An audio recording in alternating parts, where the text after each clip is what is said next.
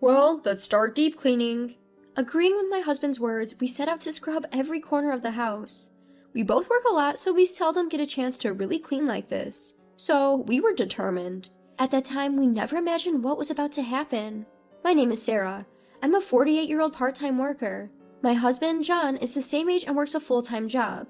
We have a son, but since he started his job, he moved out of state, so now it's just John and me. We moved into this house about 5 years ago. John's dad was getting sicker, and John wanted to be close to keep an eye on him, so we moved to an apartment near his parents' house. However, John's dad passed away just a year later. Despite this, we didn't see a reason to move again, so we've stayed here. John's mom lives alone in the old family home, just a 5-minute walk away. She likes to be in control and wants to be appreciated for it. John says she's always been like this, but it's gotten worse since his dad passed away. She's quite dependent, loves John as her son, and seems to wish we would move in with her. She sees me as an obstacle, but she is afraid of being disliked by her son, so she never says anything outright. The most shocking thing so far was when she brought a hand-knit scarf. It had a big heart on it and was embroidered with John's name. That definitely surprised me. On top of that, it seems she even suggested to John, "Why don't you divorce your careless wife who neglects the housework for her job and live with me?" But ever since John made it clear that he doesn't appreciate his mother's pushy behavior or her habit of making him thank her repeatedly to assert her superiority, things have gotten slightly better, I think. She probably feared being disliked by John, but for me, my mother-in-law is more than just a nuisance. The other day, she brought over a mountain of vegetables, saying, "My friend of a friend gave me these, so I'm giving them to you." Upon closer inspection, they were clearly wilted and starting to rot, entirely unusable. Even when I tried to politely decline, she snapped back. "Are you trying to make me look bad? My friend of a friend worked hard to grow these." I mean, it's a friend of a friend and not a friend of hers. I don't think it should really be a big deal, but apparently it's important for her. She's also brought over strange dishes saying, "I made this, try some." Once I decided to give it a try and it was unbelievably terrible. I'm not sure if she intentionally made it terrible or if she just realized it was terrible after making it and decided to pass it off onto us, but despite her claims of being, "I just like taking care of people," she's mostly just annoying. I can't help but wonder if there's something to be done about her desire for recognition. Since her husband died and she's been alone, I've stayed quiet thinking she must be lonely, but I've been thinking I need to say something before I get crazy. This happened a few days ago and I've spoken a little to John about it. "I wish your mother would stop showing up suddenly, especially with food without checking first. It's quite a bother. Could you maybe talk to her, John?" John, who's less often at home than me, seemed unaware of this, responding, "Oh, really? I thought she always called before coming over." The next day, while I was at work, my mother-in-law called my cell phone. She never calls, so I assumed something was wrong and hurriedly answered. "Sarah, I'm making curry today. What time will you be home? Let me know so I can bring it over," she said, leaving me at a loss for words. That's not what I meant at all. John must have talked to his mom about our conversation from the day before. No one asked her to call and bring food over. What I wanted was for her to stop showing up unannounced and to stop bringing us things. But I guess John must have relayed the message in an indirect way. So I directly told her I wasn't sure what time I'd be home, as I might have to work late and that we didn't need any food because we still had leftovers from the night before. Nevertheless, she said, "Then I'll just leave it at the front door," before hanging up, disregarding my refusal. And sure enough, when I got home, there was a container of curry next to our front door. Who knows how long it had been sitting there? It was left directly on the ground and I was concerned about the sanitation, so I didn't feel like touching it. I decided to tell John about it when he got home. After a while, when John came home, I told him about what had happened with his mom today. John then said, "Huh? I haven't had the chance to talk about it yet. I was thinking of having a proper conversation this weekend." It was weird because I had assumed that he had already talked to her. From that point on, when I mentioned to John, "The grocery store is having a sale tomorrow, could you come with me?" we would run into my mother-in-law at the grocery store. And when John would tell me, "I got movie tickets, it's for a show this weekend in the evening," we would run into my mother-in-law at the movie theater. It was all very strange. Each time we would ask my mother-in-law how she knew we were there, but the answers were always because she heard about the sale, or because she heard that this was a good movie. I'm afraid that she might see my iPhone while I'm away, so I try to hold it wherever I go, but my mother-in-law's frequent visits didn't stop. John and I talked about how creepy it was, but we still had no idea the reason. Then the day came when we started spring cleaning. "We just have this room left to clean," we said, moving on to the final room, the bedroom. In the corner of the bedroom, I realized that plugging into an unused outlet, it was a power strip we didn't know. We knew the outlet was there, but we seldom used it because we don't need much power outlets for the bedroom. And yet, here was this unfamiliar power strip. John and I looked at each other puzzled and wondered, "What's this?" John then picked it up and pulled it out. As he examined the unplugged power strip, his face went pale. I frowned, unsure of what was going on, and looked at him. John set the power strip down and gestured for me to leave the room. Once we stepped into the living room, John said in a hushed voice, "This might be a bug." What? Taken back by his unexpected words, I furrowed my eyebrows. John asked me again if I recognized the power strip, but I had no recollection of it at all. Come to think of it, we had watched a TV show together recently, and it mentioned that power strips were commonly used for planting bugs. And if it was indeed a bug in there, that would mean someone had been in our bedroom. But who? And why? We exchanged glances, wondering if we should report this to the police. I was confused with a mix of discomfort and fear, but then the doorbell rang.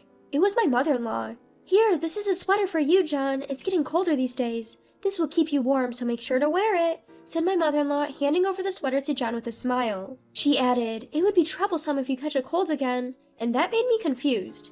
We were in the middle of deep cleaning, and once it was done, we planned to wax the floor. The wax would take over half a day to dry, so we told my mother-in-law we were planning to stay elsewhere for the night and asked her to leave. After she left, John and I discussed, and it turned out he was thinking along the same lines. "I wonder, should we report this to the police, even if it is family?" I asked him in a low voice, but John looked conflicted. "It's just that if we call the police over this, it would be embarrassing for the family, and we don't know the purpose." We had suspicions that my mother-in-law might be the one who had planted the bug. We had numerous questions, like how she could have entered and planted it, or why she would do such a thing. But lately, my mother-in-law had a tendency to appear at the locations we were discussing in our bedroom, and like her comment about John's cold, something we hadn't directly told her about made us suspicious. We assumed that my mother-in-law was the perpetrator and discussed how we could gather evidence to either confront her or call the police. After discussing various possibilities, John seemed to have an idea and said, "Leave it to me," then heading off to the bedroom. John took the bug to another room and plugged it into a power outlet. He then covered it with a newspaper and pointed a fan towards it. I was puzzled, but John explained it to me. By covering it with a newspaper and blowing air at it, a rustling sound would be picked up by the bug. Anyone listening would surely think it had malfunctioned. Sure enough, that made sense. If they thought it was malfunctioning, they would either retrieve it or try to plant another one. Let's see what happens over the next few days. If my mother-in-law found some excuse to visit and managed to get into our bedroom without us noticing, then we could catch her and confront her. Though he had said we should watch for a few days, the incident happened quicker than we had expected. We had told my mother-in-law earlier that we would be out for the night, but due to these unexpected events, we decided to skip the floor waxing, canceled our plans, and stayed home. Then, in the middle of the night, we heard the front door unlock. Surprised, John and I looked at each other, and then the bedroom door opened. I seized the moment and turned on the light. There stood my mother-in-law. "Weren't you supposed to be out for the night?"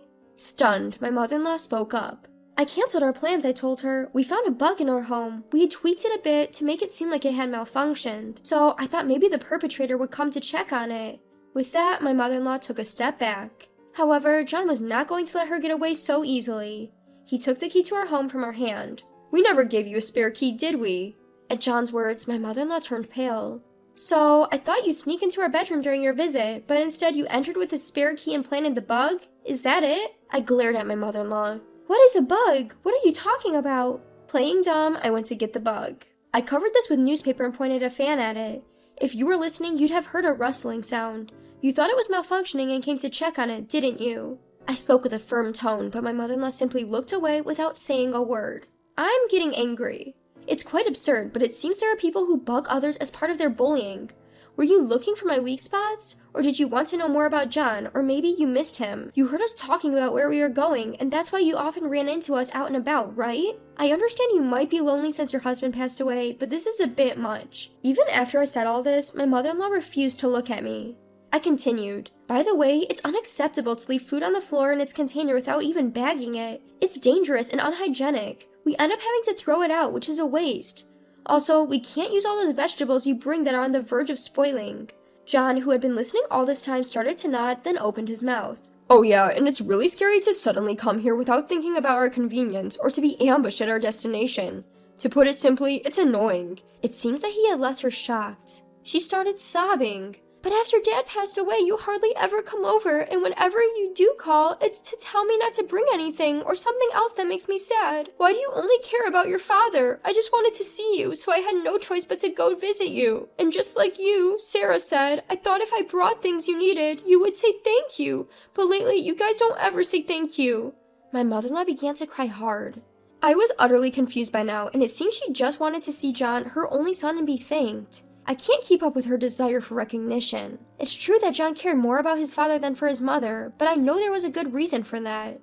But my mother-in-law either forgot that or she was crying in an attempt to pretend it never happened. Annoyed, I ended up saying, "Of course he's going to care more about his father who worked hard, did household chores, and raised him while his mother was gallivanting around with his father's money." In fact, my mother-in-law loved to go out and was often away from home even when John was little. It seems his father thought the presence of a mother was necessary, so he never opted for divorce, but John clearly stated that the person he was grateful for was his father. I don't know if his father ever noticed, but according to John, my mother-in-law even had affairs. As she got older and her husband died, leaving her with less money spent freely, the men who used to spoil her no longer paid her any attention. It seems that's when she started seeking attention from her son. As I said this, John nodded. "Yeah, that's why it's hard when you say I should be grateful to you. We were actually thinking of moving after Dad passed away, but Sarah was worried about you since you are old and suggested we should at least check on you from time to time. That's why we're still here. Aren't you the one who should be grateful?" Then, my mother-in-law started to sob again, repeating how lonely she was. In response, I found myself saying sternly, "If you're lonely, does that mean it's okay to break in, install bugs, and commit crimes?" Then my husband chimed in. "Embarrassing as it is to say, I think we might have to involve the police. She hasn't even apologized." At that, her sobbing stopped abruptly. "No, that's not what I meant. I'm sorry. I'll apologize, so please, don't call the police." Her antics started to look quite ridiculous, and I couldn't help but laugh.